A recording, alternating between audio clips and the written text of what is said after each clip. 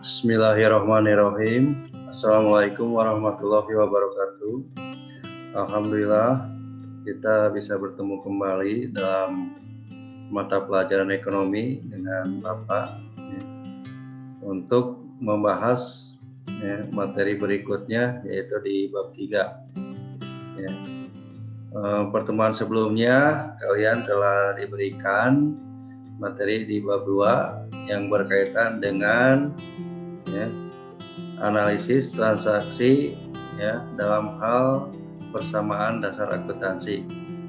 Nah, pertemuan berikutnya Bapak akan membahas yaitu berkaitan dengan perusahaan jasa, akuntansi pada perusahaan jasa. Nah, di sini disampaikan bahwa adanya siklus akuntansi pada perusahaan jasa, yang mana tujuan pembelajaran ini itu ada beberapa tujuan, diantaranya pertama mendeskripsikan karakteristik perusahaan jasa, yang kedua menjelaskan transaksi keuangan dan bukti transaksi, ketiga menjelaskan aturan debit kredit dan aturan saldo normal. Selanjutnya yaitu mendeskripsikan penggolongan akun, terus menjelaskan tahap pencatatan akuntansi pada perusahaan jasa. Tujuan pembelajaran berikutnya menjelaskan tahap pengiktisaran akuntansi pada perusahaan jasa, dan yang terakhir menjelaskan tahap pelaporan akuntansi pada perusahaan jasa dan menganalisis laporan akuntansi pada perusahaan jasa. Nah, perlu Bapak sampaikan bahwa dalam hal penyusunan siklus akuntansi pada perusahaan jasa, kalian ada 3 tahapan yang akan kita lalui. Sebelumnya kita akan bahas dulu karakteristiknya, bagaimana itu perusahaan jasa, terus bagaimana transaksi keuangannya, ada juga bukti-bukti transaksi, ada aturan debit dan kredit, serta saldo normal. Nah, ada 3 tahapan dalam siklus akuntansi ini. Pertama adalah tahap pencatatan, yang kedua adalah tahap pengiktisaran akuntansi, dan yang ketiga adalah tahap pelaporan. Harapan Bapak mudah-mudahan kalian nanti bisa melaluinya, karena pada kesempatan ini yang akan dibahas adalah perusahaan jasa dulu. Itu 3 tahapan, pencatatan, pengiktisaran, dan pelaporan. Baik, kita teruskan. Nah, kalian bisa mengamati gambar berikut Nah, ini suatu perusahaan Ini kalian bisa memberikan pandangan nanti terhadap perusahaan ini atau gambar ini. Bisa juga kalian menganalisis di tempat-tempat kalian, ada beberapa perusahaan yang disebut perusahaan jasa, ada yang disebut juga perusahaan dagang, ada juga yang disebut perusahaan manufaktur atau pabrik. Nah, bagaimana yang harus kita ketahui yang berkaitan dengan perusahaan jasa? Baik, kalian nanti akan bisa cari di tempat tinggal kalian sendiri. Baik, selanjutnya ini ada karakteristik nih perusahaan jasa. Nah, dalam hal ini ada beberapa pengertian yang disampaikan, yaitu pertama bahwa perusahaan jasa adalah perusahaan yang kegiatan utamanya membuat produk tidak berwujud, membuat produk tidak berwujud seperti jasa atau layanan, dengan tujuan memberikan laba atau memberi layanan kepada masyarakat. Jadi di sini beda dengan perusahaan manufaktur atau pabrik, beda juga dengan perusahaan dagang. Kalau perusahaan jasa adalah layanan jasa. Itu bedakan. Kalau pabrik itu membuat produk, bahan mentah menjadi bahan setengah jadi dan menjadi bahan jadi, itu pabrik.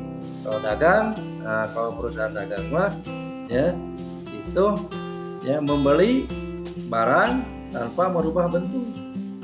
Nah, di sini yang kita bicarakan adalah perusahaan jasa, yang mana produk yang dihasilkan itu tidak berwujud karena berupa jasa. Nah, ini harus kalian bedakan ada perusahaan jasa, perusahaan dagang, atau perusahaan manufaktur atau pabrik. Ya. Baik, selanjutnya kita lihat karakteristik yang lainnya. Ini ada ciri-ciri perusahaan jasa ya, yang membedakannya dengan perusahaan jenis lain sebagai berikut. Pertama, perusahaan jasa menawarkan layanan yang tidak berwujud. Ya. Kedua, standar harga untuk suatu layanan yang ditawarkan perusahaan jasa sulit diukur. Nah, beda dengan perusahaan dagang. Kalau dagang itu ada label, ada harga. Misalkan pakaian itu ada labelnya. Tapi perusahaan jasa, nah ini sulit diukur. Ya. Baik. Masih di karakteristik perusahaan jasa ini. Siklus akuntansi perusahaan jasa pada umumnya memiliki urutan sebagai berikut. Nah ini ya. Yang pertama adanya tahap pencatatan. Ya. Ini meliputi bukti-bukti transaksi keuangan, ada jurnal, dan ada pemindahan buku atau posting dari jurnal umum ke buku besar. Nah, nanti kalian kita coba aplikasikan bagaimana kita melalui tahap pencatatan, dimulai dari bukti-bukti transaksi, ada jurnal atau penjurnalan, dan ada posting atau pemindah bukuan dari jurnal umum ke buku besar. Nah, yang kedua adalah tahap pengintisaran. Nah, ini ada meliputi pembuatan neraca saldo, ada jurnal penyesuaian dan kertas kerja. Kalau tahap pencatatan mah tadi diawali dengan bukti transaksi, adanya jurnal, adanya posting atau pemindah bukuan dari jurnal umum, ya.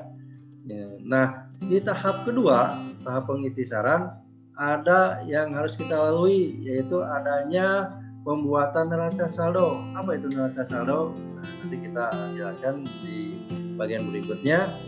Ada juga jurnal penyesuaian dan kertas kerja. Itu tahap pengintisaran.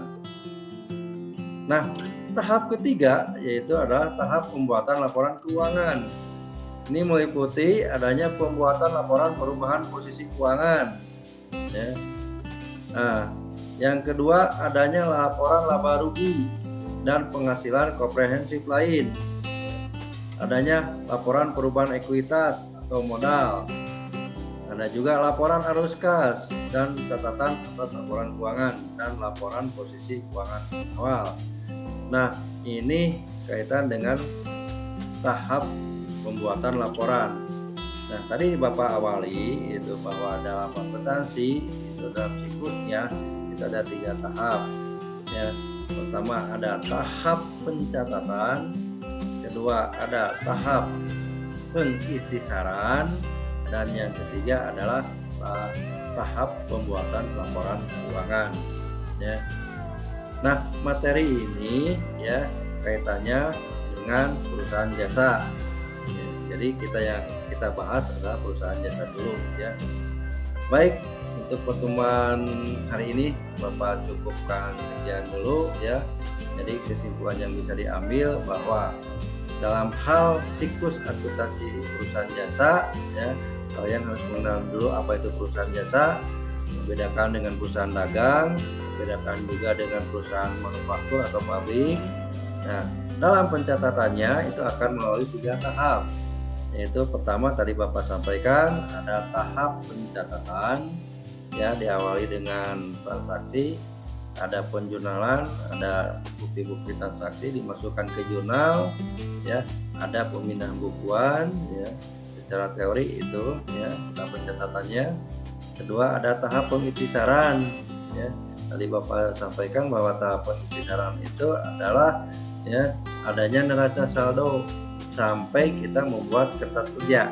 Nah, setelah selesai kertas kerja itu selesai, barulah ada tahap pelaporan keuangan. Ya, ini ya, ada laporan posisi keuangan, ada laba rugi atau posisi keuangan itu ada neraca ya, ada laba rugi, ada perubahan modal atau ekuitas, ada laporan arus kas. Nah, inilah 3 siklus akuntansi yang kita bahas pada kesempatan ini. Pada pertemuan berikutnya kita akan bahas aplikasinya bagaimana. Kita awali dulu dengan tahap pencatatan, bagaimana transaksinya, bukti-buktinya, dan jurnalnya, terutama jurnal umum. Nah, kita akan pelajari jurnal umum pada pertemuan berikutnya. Ya, pertemuan hari ini Bapak tutup dulu sampai di sini. Terima kasih atas perhatian kalian. Mudah-mudahan yang Bapak tadi sampaikan bisa bermanfaat untuk kalian ya. Terima kasih. Assalamualaikum warahmatullahi wabarakatuh.